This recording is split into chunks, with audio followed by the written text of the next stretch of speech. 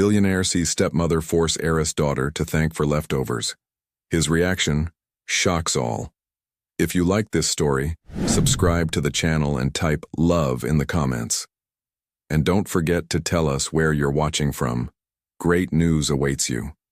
The October rain drummed against the floor-to-ceiling windows of the Carter mansion as Daniel pulled his black Tesla into the circular driveway. At 40 years old, he had built an empire worth $3 billion, but tonight, something felt different about coming home. The Gothic architecture of his Boston estate loomed against the darkening sky, its warm lights promising the comfort of family within. He had decided to surprise Victoria and little Charlotte with an early return from his business trip to Chicago. The merger had concluded faster than expected, and Daniel found himself longing for the simple pleasure of tucking Charlotte into bed and hearing about her day at the private academy. As he quietly opened the heavy oak front door, the sound of voices drifted from the dining room. Daniel smiled, imagining his wife helping Charlotte with homework or perhaps sharing stories over a late dinner.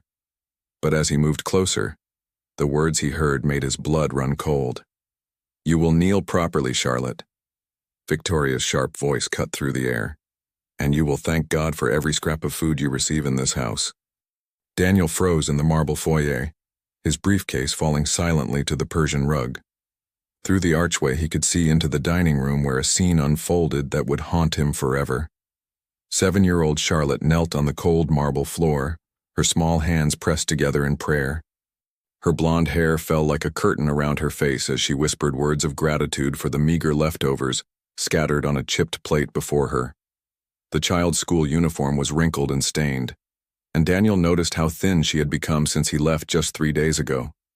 Victoria stood over the child like a predator, her perfectly manicured fingers drumming against the mahogany table where the remnants of what appeared to be a feast for one lay scattered. Crystal glasses held the dregs of expensive wine, and fine china bore the evidence of a meal that Charlotte clearly hadn't been invited to share. "Louder," Victoria commanded, her voice devoid of the warmth she always showed when Daniel was present. "I want to hear genuine gratitude for the charity you receive." Daniel's hands clenched into fists as he watched his wife's true nature reveal itself. This woman he had married just 8 months ago, who had charmed him with her devotion to his adopted daughter, was torturing the child he loved like his own blood. Charlotte's small voice trembled as she spoke. "Thank you, God, for the food Mrs. Carter gives me. Thank you for letting me live in this beautiful house. Thank you for—" "Enough," Victoria snapped. "Eat quickly and then clean the dishes. I want this mess cleared before Daniel returns tomorrow." As Charlotte reached for a piece of stale bread with shaking fingers, Daniel saw something that shattered his heart completely. The child glanced toward a family photo on the sideboard, a picture of Daniel, Victoria, and herself taken during their wedding reception. In Charlotte's green eyes, he saw not just hunger and fear, but a desperate longing for the father figure who had promised to protect her, but had unknowingly left her in the hands of a monster. Daniel stepped into the doorway, and both females froze. Victoria's face transformed instantly, a mask of false warmth sliding into place with practiced ease. "Daniel," she exclaimed, rushing toward him with arms outstretched. "You're home early. What a wonderful surprise." "Hurry." But Daniel's eyes never left Charlotte, who scrambled to her feet with the coordination of a child accustomed to quick escapes. Food crumbs clung to her school dress, and he could see the outline of her ribs through the thin fabric. "What is this?" Daniel's voice came out as barely a whisper, but the room seemed to vibrate with his suppressed fury. Victoria laughed, the sound like breaking glass. "Oh, you know how dramatic Charlotte can be. She insisted she wasn't hungry at dinner, so I told her she could have the leftovers later if she properly appreciated them. It's a lesson in gratitude, darling."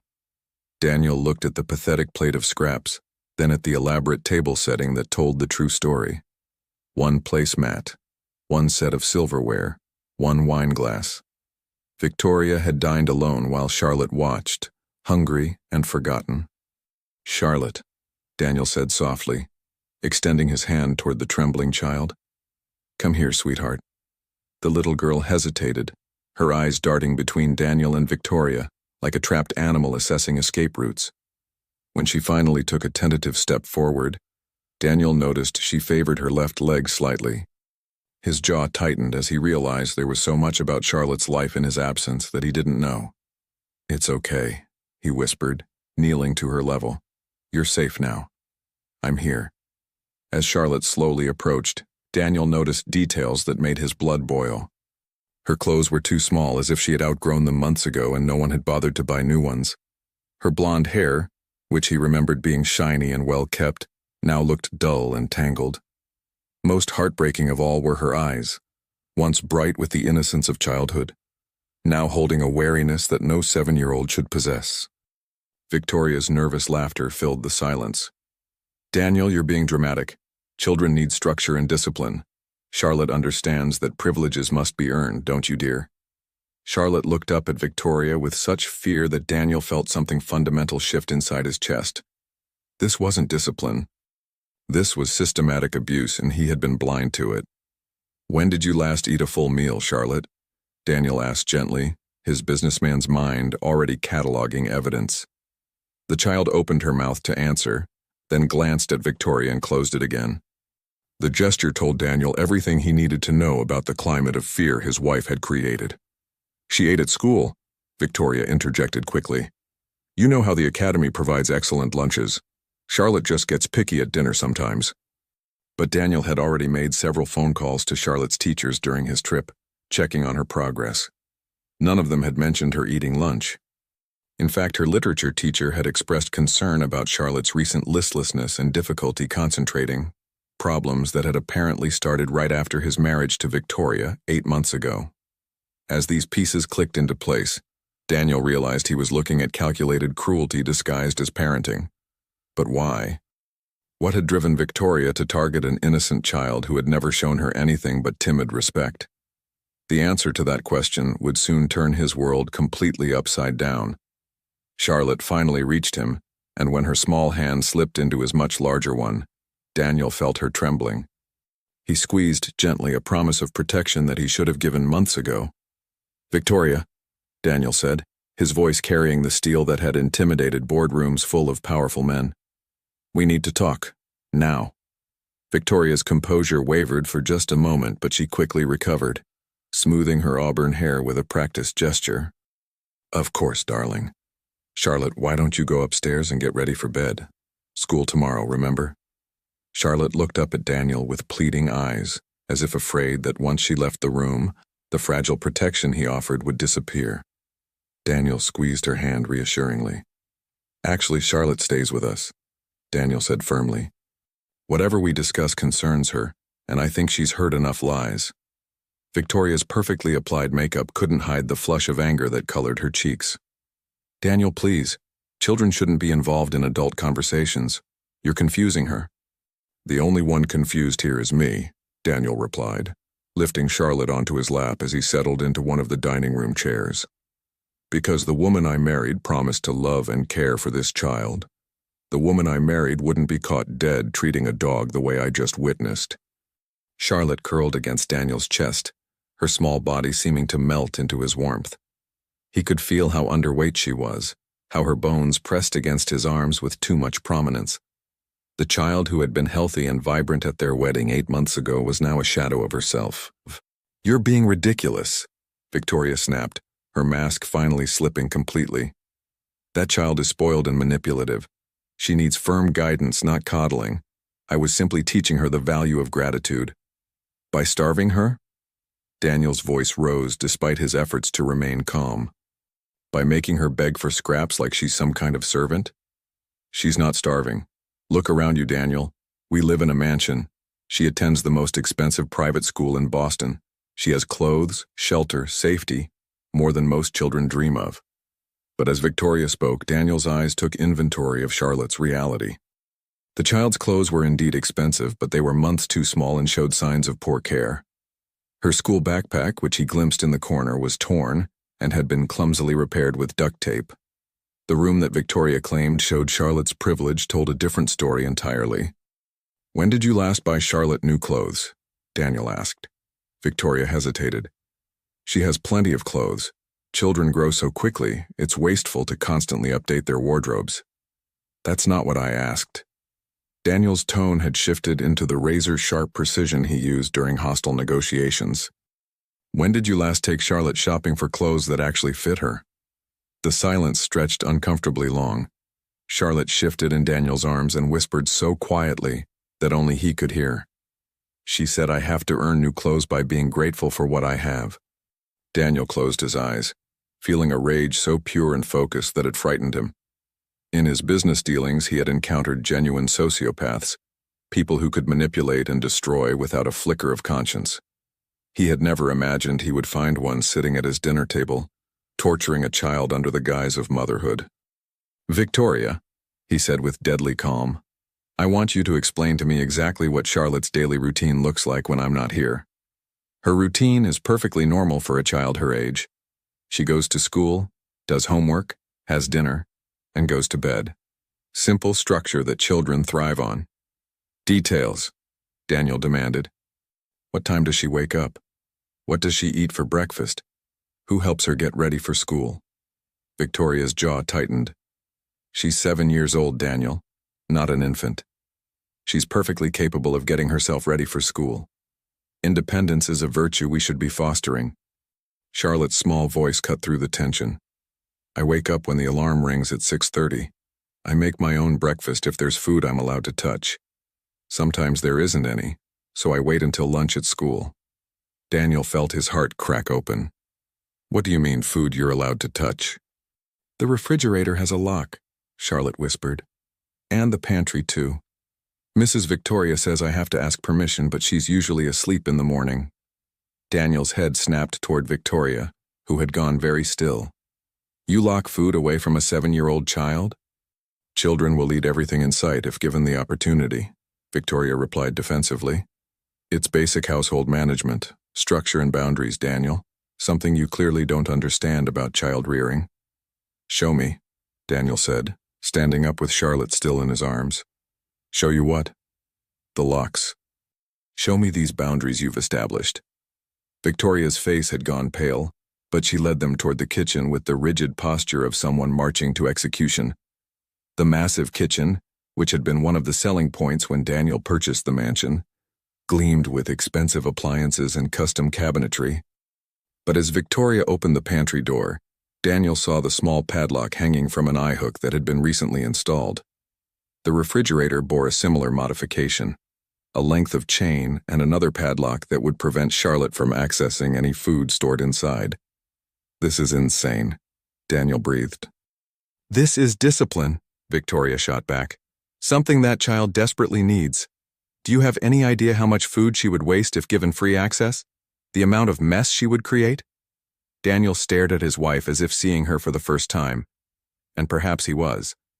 The woman he had fallen in love with, or thought he had fallen in love with, had never existed. In her place stood someone who could systematically torture a child and rationalize it as good parenting. "Charlotte," Daniel said gently, "can you show me your room?" Charlotte nodded, her small hand taking his as they headed toward the grand staircase. Victoria followed, her high heels clicking ominously on the marble floors.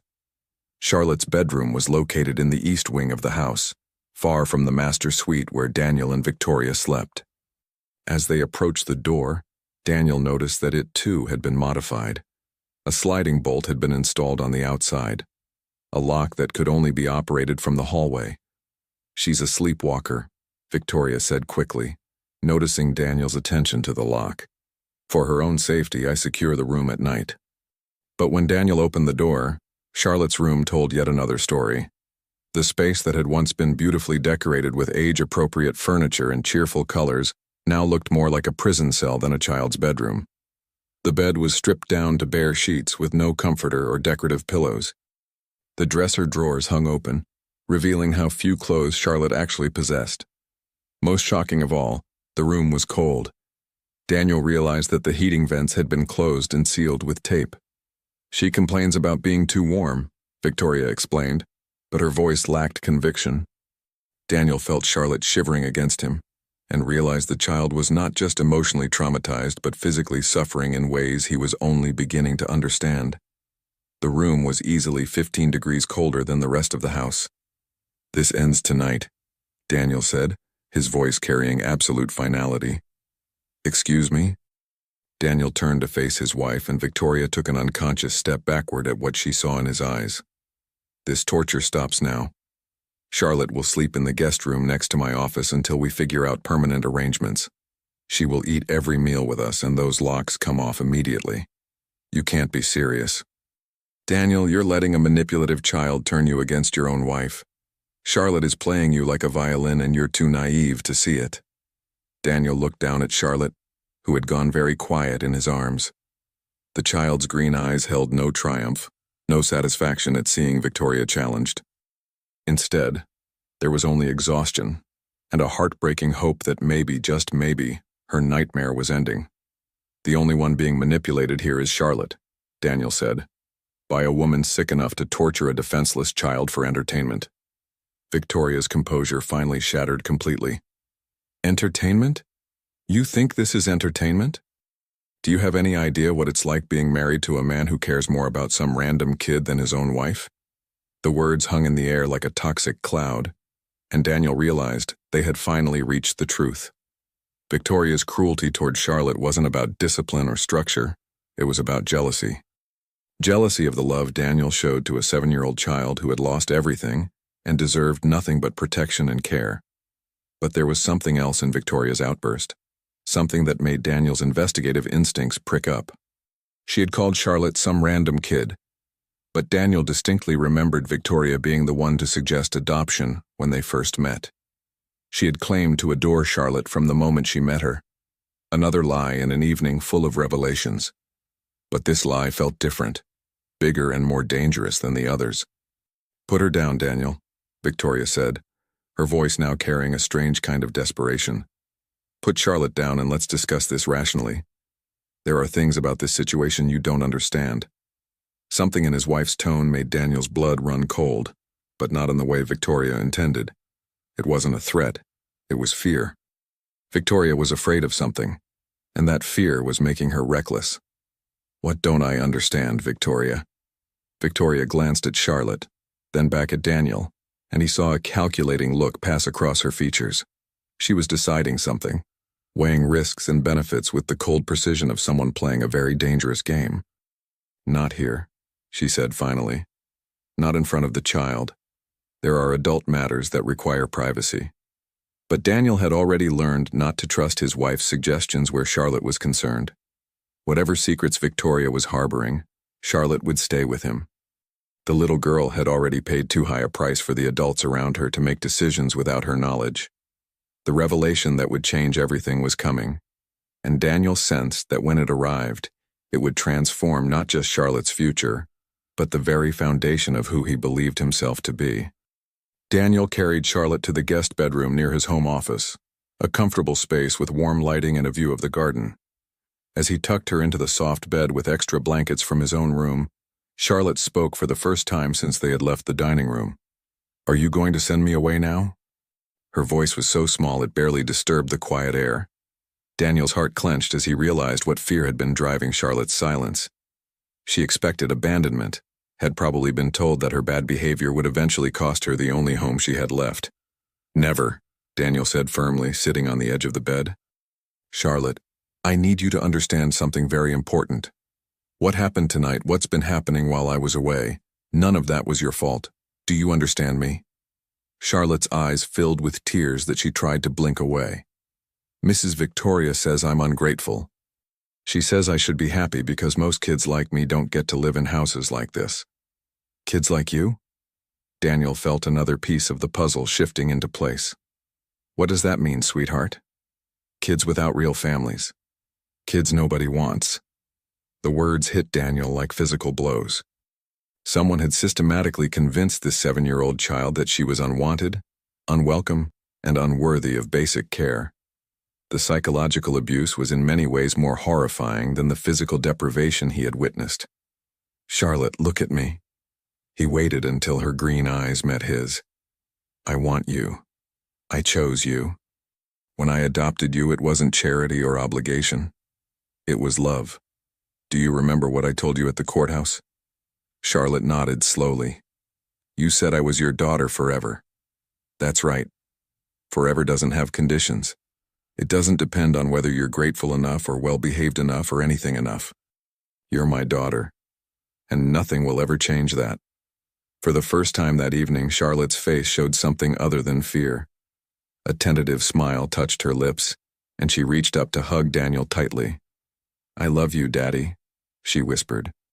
Daniel held her close, breathing in the scent of her hair and feeling the steady beat of her small heart against his chest.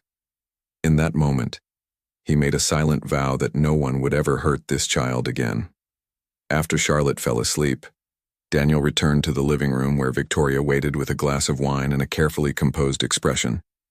She had changed into a silk robe and arranged herself on the leather sofa, like a woman expecting to negotiate her way out of trouble. "Feel better now?" she asked, her tone suggesting that Daniel had simply needed to get his emotions out of his system. "Can we discuss this like adults?" "By all means," Daniel replied, pouring himself a scotch and settling into the chair across from her. "Let's discuss how you've been systematically abusing a child in my home." Victoria sighed dramatically. "Daniel, you're being emotional." "Yes, perhaps I've been strict with Charlotte, but you have no idea how challenging she can be when you're not around. The girl is manipulative, demanding, and frankly disturbed. I was trying to provide structure because, clearly, no one else ever bothered." "Disturbed how?" Victoria leaned forward, her voice taking on the concerned tone of someone sharing confidential information. "She has nightmares constantly, screaming fits in the middle of the night. She hoards food when she can get access to it, stuffing crackers under her mattress like some kind of wild animal. She lies about everything, where she's been, what she's done, what she needs." Daniel listened to this catalog of supposed behavioral problems while thinking about the frightened, gentle child he had just tucked into bed. Either Victoria was lying, or Charlotte's behavior was a direct response to the environment of fear and deprivation she had been living in. "When did these problems start?" Daniel asked. "Almost immediately after you adopted her. The honeymoon period wore off quickly once she realized she had you wrapped around her little finger."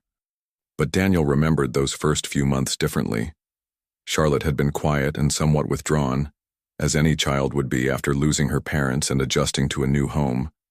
But she had also shown moments of genuine happiness, laughing at his terrible jokes, helping in the garden, curling up next to him during movie nights. The problems Victoria described had supposedly started right after their marriage. "You know what's interesting, Victoria?" Daniel said, swirling the scotch in his glass. "Charlotte's teachers never mentioned any of these behavioral issues to me. In fact, they described her as unusually well-behaved and thoughtful." Victoria's eye twitched almost imperceptibly. Children often behave differently at school than at home. They save their worst behavior for the people they feel safest with. "Is that your professional opinion, Dr. Victoria?" The sarcasm in Daniel's voice made Victoria's jaw tighten. "I don't need a degree in child psychology to recognize manipulation when I see it. That little girl has you completely fooled, and she knows it." Daniel studied his wife's face, noting the genuine anger and resentment in her expression when she spoke about Charlotte. This wasn't the calculated cruelty of someone who enjoyed causing pain. This was something more personal and far more dangerous. "Why do you hate her?" Daniel asked directly. Victoria's carefully maintained composure slipped for just a moment, revealing something raw and bitter underneath. "I don't hate her. I simply refuse to enable her problematic behavior." "That's not an answer." Victoria stood up abruptly, pacing to the windows that overlooked the darkened garden. When she spoke again, her voice carried a strain that Daniel had never heard before. "Do you have any idea what it's like being married to a man who treats his adopted daughter like she's made of spun glass while treating his actual wife like an afterthought? You've been home for exactly 2 hours, Daniel, and you've spent every minute of it focused on Charlotte. When was the last time you asked how I was doing? When was the last time you seemed genuinely happy to see me?" The accusation hung between them, and Daniel realized there was a grain of truth in it. His marriage to Victoria had been passionate but brief, built more on physical attraction and her apparent love for Charlotte than on deep emotional connection. Since the wedding, his business had demanded more travel, and when he was home, he did prioritize time with Charlotte. "So you decided to punish a 7-year-old child for the problems in our marriage?" "I decided to stop pretending that everything was fine when it clearly wasn't. Victoria turned back toward him, and in the lamplight Daniel could see that her eyes were bright with unshed tears. "Do you know what Charlotte asked me last week?" Daniel waited. "She asked me when you were going to send me away like you sent her real mommy away." The words hit Daniel like a slap. "Her real mother died in a car accident, Victoria, along with her father. Charlotte knows that." "Does she?" Victoria moved closer, her voice dropping to an urgent whisper. "Or is that just the story you were told?" "Daniel, there are things about Charlotte's background that don't add up. Things that I've discovered since we've been married." Daniel felt the room grow very still around him. "What are you talking about?" Victoria reached for her purse, which sat on the side table, and withdrew a manila folder that looked well worn from handling. "I hired a private investigator 6 months ago. I told myself it was because Charlotte was having behavioral problems and I wanted to understand her background better. But if I'm being honest, it was because something about her adoption never felt right to me." Daniel's hands were steady as he took the folder, but his heart was beating fast enough that he could feel it in his throat.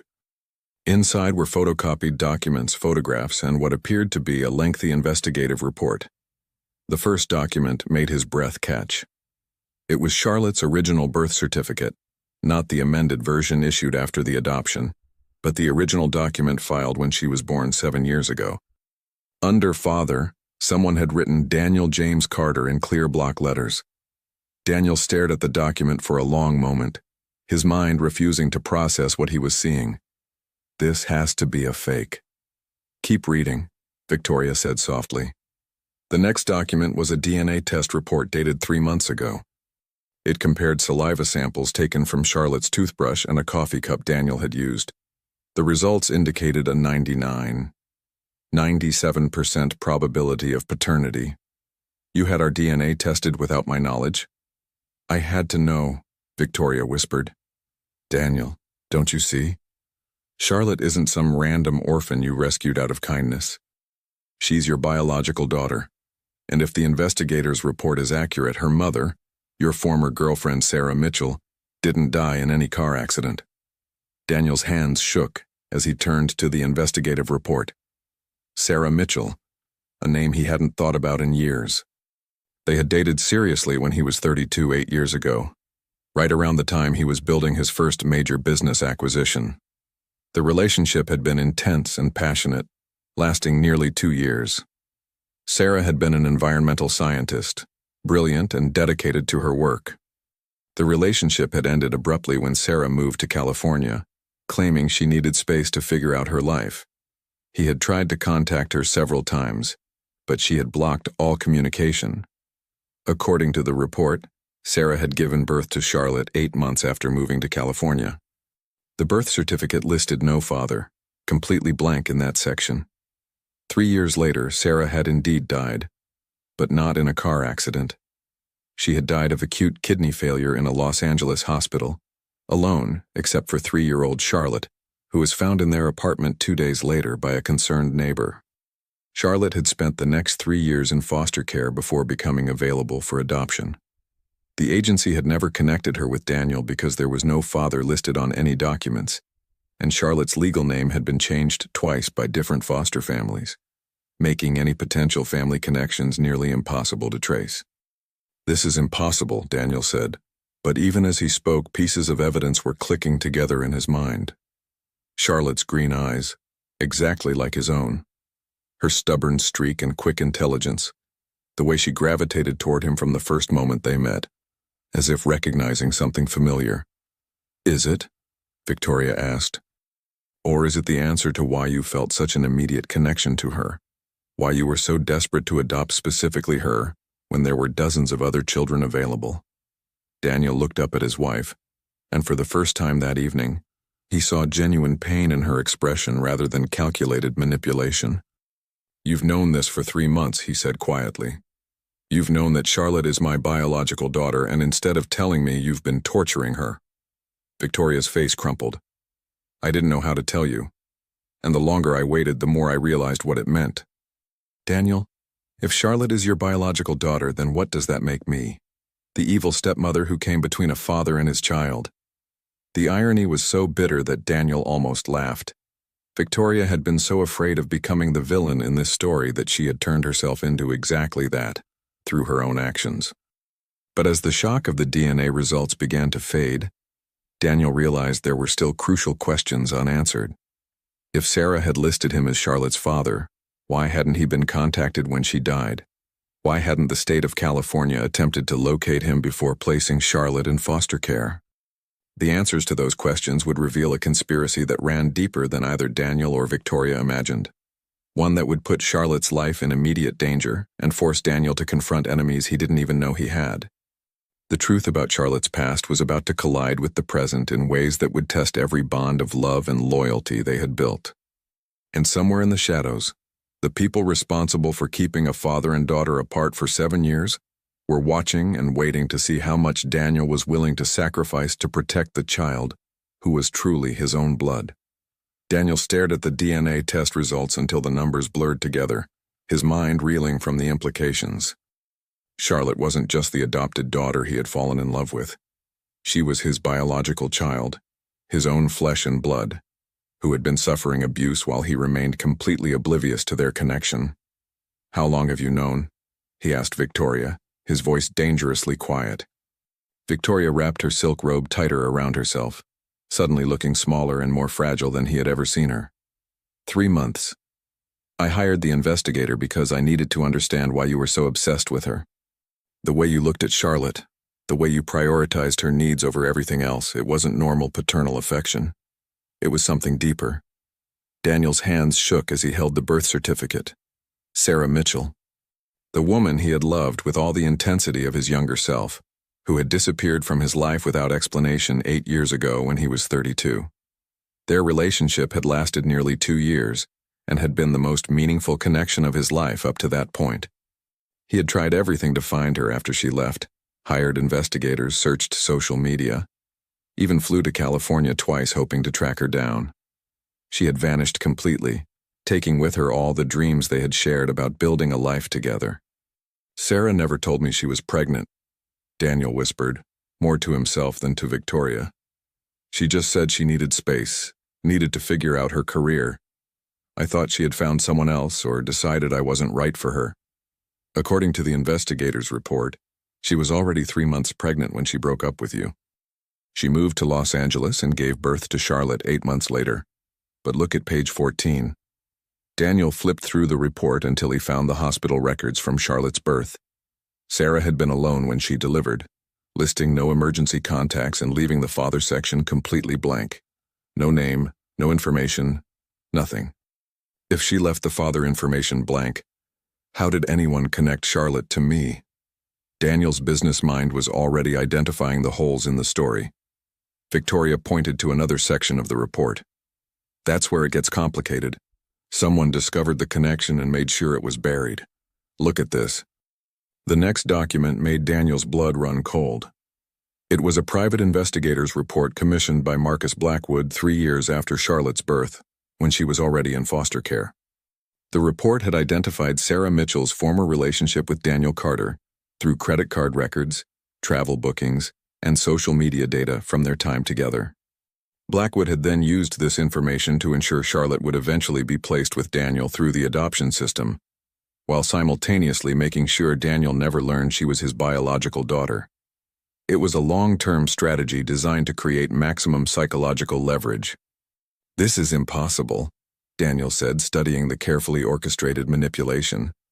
Why would Blackwood go to such elaborate lengths, and how could he manipulate the adoption system?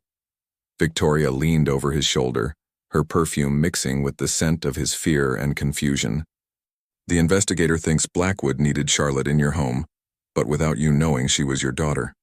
That way he could use her as leverage while keeping you emotionally vulnerable." Daniel felt a chill that had nothing to do with the October weather outside. In his business career he had made enemies, competitors who had lost billions when his innovations disrupted their markets, politicians who had opposed his environmental initiatives, old money families who resented his rapid rise to power. But the idea that someone would target an innocent child to hurt him was almost too horrifying to contemplate. "Who would do something like this?" he asked, though part of him already suspected the answer. Someone who knew about Sarah's pregnancy before you did. Someone who had access to your personal information and legal documents. Someone with enough money and influence to manipulate government agencies and forge official paperwork. Victoria reached for another folder that had been sitting on the side table. The investigator found something else. Charlotte wasn't randomly placed in the adoption system when she became available. She was specifically steered toward your adoption request through a series of seemingly coincidental events. Daniel opened the new folder to find records of his adoption application and the matching process.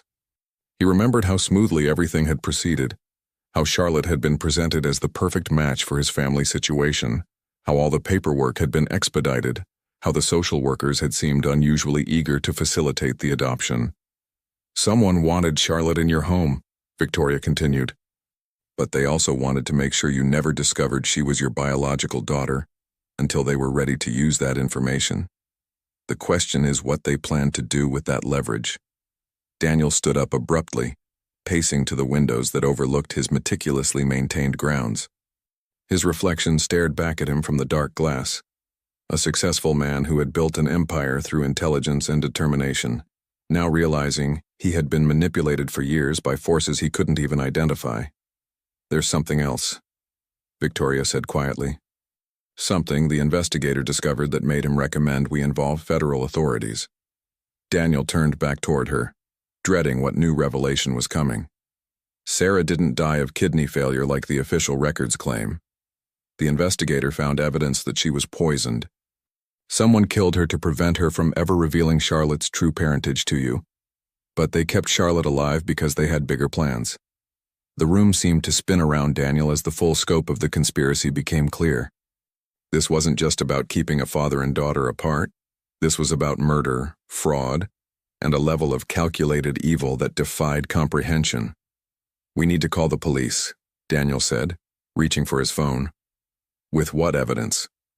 Victoria stood up, moving closer to him with desperate urgency. "Forged documents that could have been created by anyone? A private investigator's theories about a 7-year-old murder case in California? Daniel, whoever did this, has been planning for years. They have resources, connections, and they've already killed once." Daniel realized she was right. His enemies, whoever they were, had demonstrated a level of sophistication and patience that suggested they were prepared for any obvious countermoves he might make. "What do you suggest?" he asked. "We protect Charlotte first, investigate second. Move her somewhere safe while we figure out who's behind this and what they want." Daniel looked toward the guest bedroom where Charlotte was sleeping, finally safe and warm for the first time in months. The idea of uprooting her again, of making her life even more chaotic and frightening, broke his heart. But if Victoria was right about the danger, staying in the mansion could be signing Charlotte's death warrant. "There's something I need to tell you," Victoria said, her voice barely above a whisper. "Something that might change how you feel about everything." Daniel prepared himself for another shock, though he couldn't imagine what could be worse than discovering his wife had been abusing his biological daughter while someone else orchestrated a conspiracy spanning 7 years. "I didn't just randomly find out about Charlotte's parentage," Victoria continued. "Someone sent me the information. 3 months ago, a package arrived with no return address containing the DNA test materials and instructions to compare your samples with Charlotte's." Daniel felt the floor shift beneath his feet. "Someone wanted you to know." "Yes. And Daniel, I think they wanted me to react exactly the way I did. They wanted me to become jealous and angry. They wanted me to drive a wedge between you and Charlotte." The psychological manipulation was breathtaking in its cruelty. Someone had turned Victoria into an unwitting weapon against Charlotte, using her love for Daniel and her insecurity about their marriage to create the perfect storm of abuse and neglect. "Why are you telling me this now?" Daniel asked. Victoria's eyes filled with tears that looked genuine for the first time since he had known her. "Because I realized tonight that I almost destroyed the most important relationship in your life, and because I think Charlotte is still in danger. Whoever sent me that information didn't do it to reunite you with your daughter. They did it to tear your family apart from the inside." Daniel studied his wife's face, trying to determine if this was another manipulation or a genuine moment of remorse. Victoria had proven herself capable of extraordinary cruelty, but she had also been a victim of the same conspiracy that had targeted him and Charlotte. "What do you want from me?" he asked. "A chance to make this right. A chance to protect Charlotte the way I should have from the beginning. Daniel, I know you'll never forgive me for what I've done, and I don't deserve forgiveness, but I can help you keep her safe." Before Daniel could respond, a sound from upstairs made them both freeze. Charlotte was screaming. They raced up the marble staircase, Victoria's heels clicking frantically against the stone steps. As they reached the guest bedroom, Daniel could hear Charlotte's voice through the door. Not the frightened whimper he had expected, but words that made his blood turn to ice. "Please don't take me back.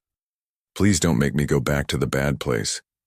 Daniel threw open the door to find Charlotte sitting up in bed, her eyes wide with terror as she stared at something only she could see. She was having a nightmare, but the words she was speaking suggested memories rather than dreams. "Charlotte, sweetheart, you're safe," Daniel said, rushing to the bed and gathering her into his arms. "You're home with me. Nobody's taking you anywhere." Charlotte clung to him with desperate strength, her small body shaking with sobs. "They said they would take me back if I told anyone about the bad things. They said you wouldn't believe me even if I told." Daniel exchanged a look with Victoria over Charlotte's head. Someone had been threatening Charlotte, using her fear of abandonment as a weapon to ensure her silence. "Who said that, honey?" Daniel asked gently. "Who told you I wouldn't believe you?"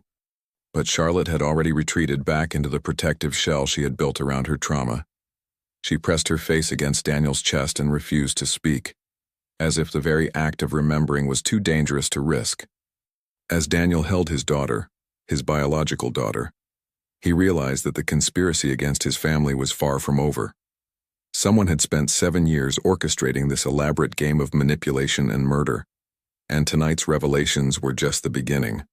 The real question wasn't who wanted to keep him and Charlotte apart. The real question was what they planned to do now that their carefully constructed lies were beginning to unravel. Outside, the October wind rattled the windows like fingers scratching at glass, and Daniel couldn't shake the feeling that somewhere in the darkness, someone was watching and waiting to make their next move. Daniel spent the rest of the night sitting in the chair beside Charlotte's bed, watching her sleep and trying to piece together the fragments of conspiracy that had been laid bare. Every few hours, Charlotte would stir and cry out in her sleep, reaching for him with small hands that trembled even in unconsciousness. Each time he would whisper reassurances until she settled back into restless dreams. As dawn broke over the Boston skyline, Victoria appeared in the doorway with a cup of coffee and dark circles under her eyes that suggested she hadn't slept either. "We need to talk about what happens next," she said quietly, careful not to wake Charlotte. Daniel accepted the coffee gratefully, noting that Victoria had prepared it exactly the way he liked it: 2 sugars, no cream. Even in the midst of crisis, she was still trying to take care of him in small ways, perhaps hoping to atone for the months of cruelty she had inflicted on Charlotte. "I've been thinking about what you said last night," Daniel whispered, "about someone wanting you to know about Charlotte's parentage. If that's true, then this whole situation was orchestrated from the beginning." Victoria nodded, settling into the window seat where the morning light illuminated the exhaustion etched on her features. "I think we were all being manipulated. You, me, even Charlotte. The question is what the endgame was supposed to be." Daniel looked down at Charlotte, who had curled herself into a tight ball under the covers, as if trying to make herself invisible even in sleep. Maybe the goal was to break her completely, to make her so traumatized and damaged that even when the truth came out, the relationship between us would be impossible to repair. "That's monstrous," Victoria breathed. "So is murdering a young mother and stealing 7 years of a father's relationship with his daughter." Charlotte stirred at the sound of their voices, her green eyes opening slowly as she registered Daniel's presence. For a moment, confusion flickered across her features, as if she couldn't quite believe that the safety of the night before had been real. "Good morning, sweetheart," Daniel said gently. "How are you feeling?" Charlotte sat up carefully, wincing slightly as if her body ached. "Are you really my daddy?" she asked, her voice so small it barely disturbed the quiet air. Daniel felt his heart shatter and rebuild itself in the space of that single question. Yes, Charlotte, I'm your real daddy. I've always been your daddy even when I didn't know it. Charlotte studied his face with the intense concentration of a child trying to solve an impossible puzzle. Then why didn't you come find me when Mama Sarah died? Why did I have to live in all those different houses with people who didn't want me? The question Daniel had been dreading hung between them like a physical presence. How could he explain to a 7-year-old that forces beyond his control had conspired to keep them apart? How could he make her understand that he would have moved heaven and earth to find her if he had known she existed? Sometimes bad people do bad things to keep families apart, Daniel said carefully. Someone made sure I didn't know about you, and they made sure you didn't know about me. But we found each other anyway, didn't we? Charlotte nodded slowly, then surprised him by glancing toward Victoria with something that wasn't quite forgiveness, but wasn't hatred either. Mrs. Victoria was mean to me because she didn't know I was your real daughter? Charlotte asked. Victoria's sharp intake of breath was audible across the room. She stood up from the window seat and approached the bed slowly, as if afraid that any sudden movement might shatter the fragile peace that was building. Mrs. Victoria was mean to you because she was scared and confused, Victoria said, her voice thick with emotion. But that doesn't make it okay, and it doesn't mean it was your fault. I'm sorry, Charlotte. I'm so very sorry for hurting you. Charlotte considered this with the gravity of a judge weighing evidence. Mama Sarah used to say that sorry only matters if you don't do the bad thing again. Your Mama Sarah was a very wise woman, Victoria said, tears streaming down her cheeks. And you're right. I promise I will never hurt you again, Charlotte. I promise I will spend every day trying to make up for the terrible things I did. Daniel watched this exchange with a mixture of hope and wariness. Victoria's remorse seemed genuine, but the damage she had inflicted on Charlotte would take time to heal, if it ever could be healed completely. Charlotte, Daniel said, we need to talk about some important things. There are people who might try to hurt our family, and we need to be very careful about who we trust. Charlotte's expression grew serious beyond her years. The bad people who kept you from finding me? Yes, and we think they might still be trying to cause problems for us. Charlotte was quiet for a long moment, then surprised both adults by speaking with a clarity that seemed impossible for a 7-year-old. I know about the bad people, she said. They came to see me at the foster home before you adopted me. They said they were making sure I was ready to be part of a real family.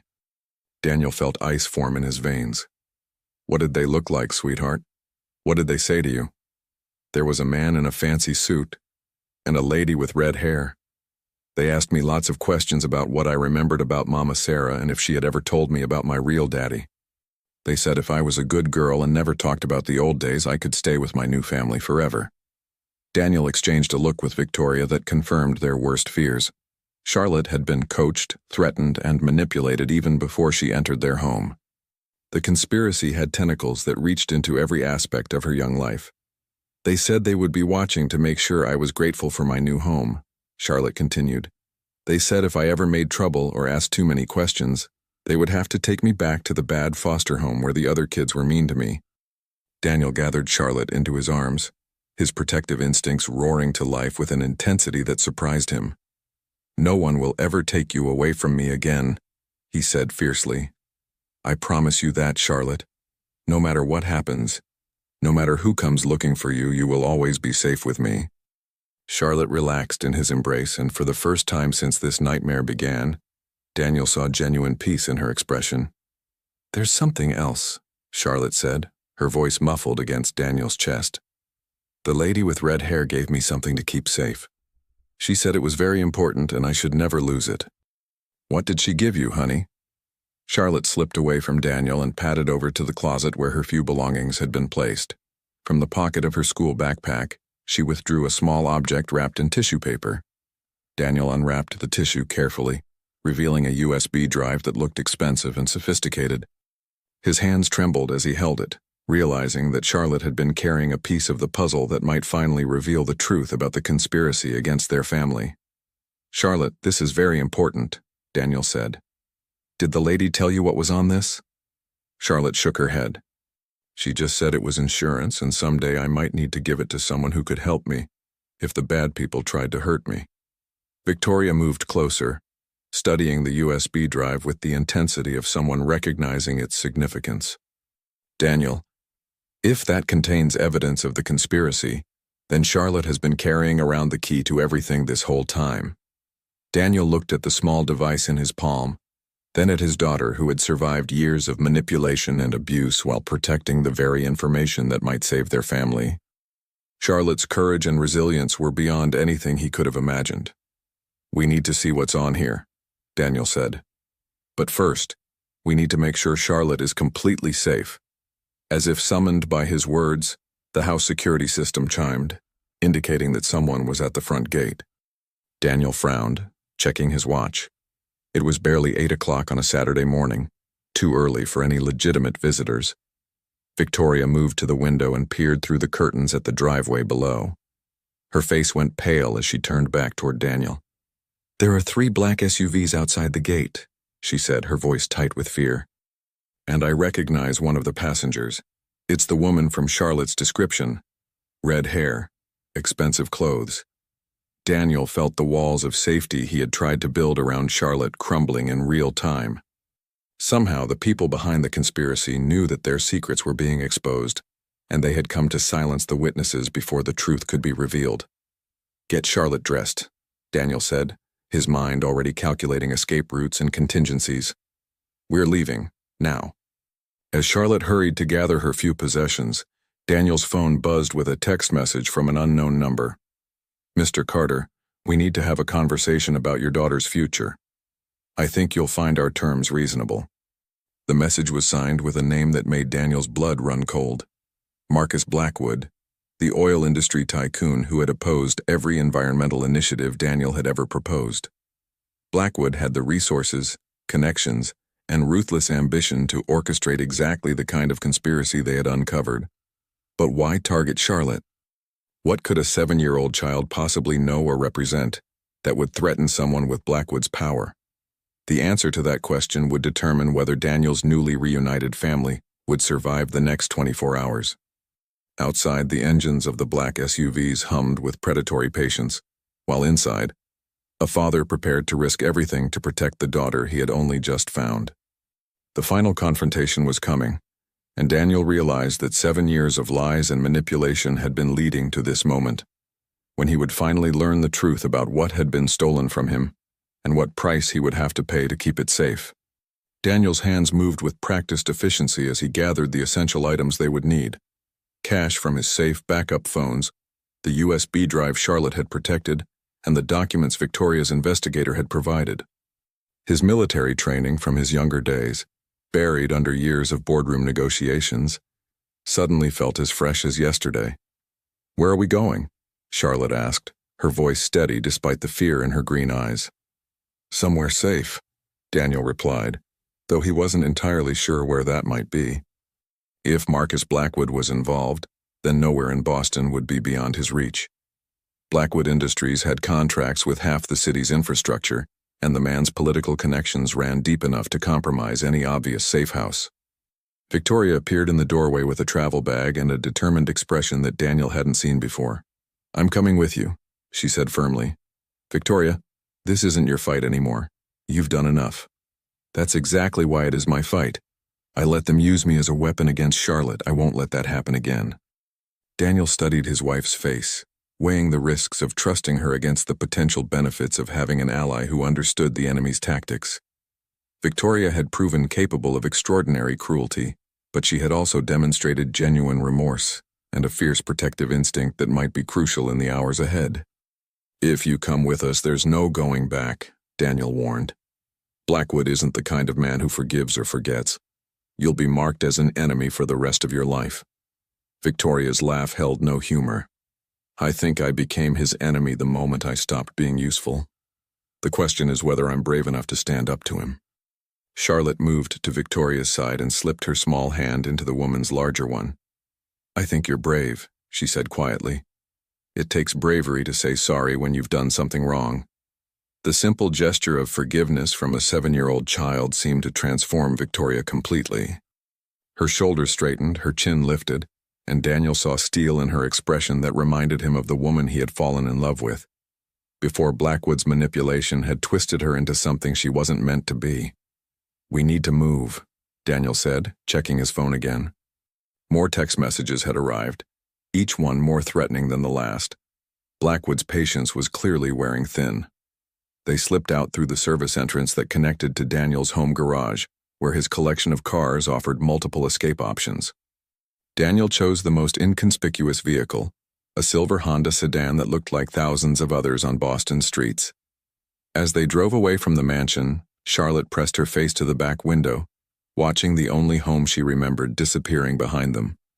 "Will we ever go back?" she asked. "Someday," Daniel promised, though he had no idea if that was true. "When it's safe." Daniel's phone rang as they merged onto Interstate 95, heading north toward New Hampshire. He recognized the number, his head of security, Robert Chen, a former FBI agent who handled all of Daniel's personal protection needs. "Sir, we have a problem." Chen's voice was tight with urgency. "There's been unusual activity around all your properties. It looks like someone's conducting surveillance on your offices, your apartment in New York, even your vacation home in Maine." "How unusual?" "Professional level. Government-grade equipment and techniques. Whoever's behind this has serious resources and extensive training." Daniel felt his worst fears confirmed. This wasn't just about corporate rivalry or personal vendettas. Someone with access to intelligence-level resources was targeting his family, which meant the conspiracy reached much higher than even Marcus Blackwood. "Chen, I need you to disappear for a while. Go off-grid completely. Don't contact me, don't go home, don't follow any of your normal patterns." "Sir, my job is to protect you. I can't do that if I'm hiding. Your job right now is to stay alive so you can help me when this is over. Trust me on this." Daniel ended the call and immediately removed the battery from his phone, knowing that even encrypted communications could be tracked by the kind of people they were dealing with. "Where are we going?" Victoria asked from the passenger seat. "The one place they won't expect," Daniel replied. "We're going to find Marcus Blackwood and have that conversation he wants." Victoria's eyes widened with alarm. "Daniel, that's insane. He'll kill us all. Not if we have something he needs more than he wants us dead." Daniel glanced in the rearview mirror at Charlotte, who was studying the USB drive she had protected for so long. "Charlotte, I think it's time we found out what's on your treasure." They stopped at a public library in Portsmouth, New Hampshire, where Daniel used a computer terminal while Victoria and Charlotte pretended to browse children's books. The USB drive's contents loaded slowly, revealing a directory of files that made Daniel's hands shake as he scrolled through them. Financial records showing payments from Blackwood Industries to government officials in California. Correspondence detailing the plan to eliminate Sarah Mitchell and manipulate Charlotte's adoption. Audio recordings of conversations between Blackwood and various conspirators, including judges, social workers, and even FBI agents. But the most damning evidence was a series of documents that revealed the true scope of Blackwood's ambitions. The conspiracy against Daniel and Charlotte hadn't been about revenge or business competition. It had been about Charlotte herself, specifically about something Sarah Mitchell had discovered shortly before her death. Sarah had been working as an environmental scientist for a California research firm when she stumbled across evidence that Blackwood Industries was illegally dumping toxic waste in protected wetlands. The environmental damage was catastrophic, affecting drinking water supplies for millions of people and causing cancer clusters in dozens of communities. Sarah had been preparing to go public with her findings when she discovered she was pregnant. Instead of pursuing the story immediately, she had decided to compile additional evidence to make her case airtight. She had been 3 months pregnant when she realized that someone was following her, monitoring her communications, and threatening her safety. That's when Sarah had made the heartbreaking decision to leave Daniel and disappear, hoping to protect both him and their unborn child from the people who would kill to keep their crimes hidden. But Sarah had made one crucial mistake. She had trusted the wrong person with her evidence.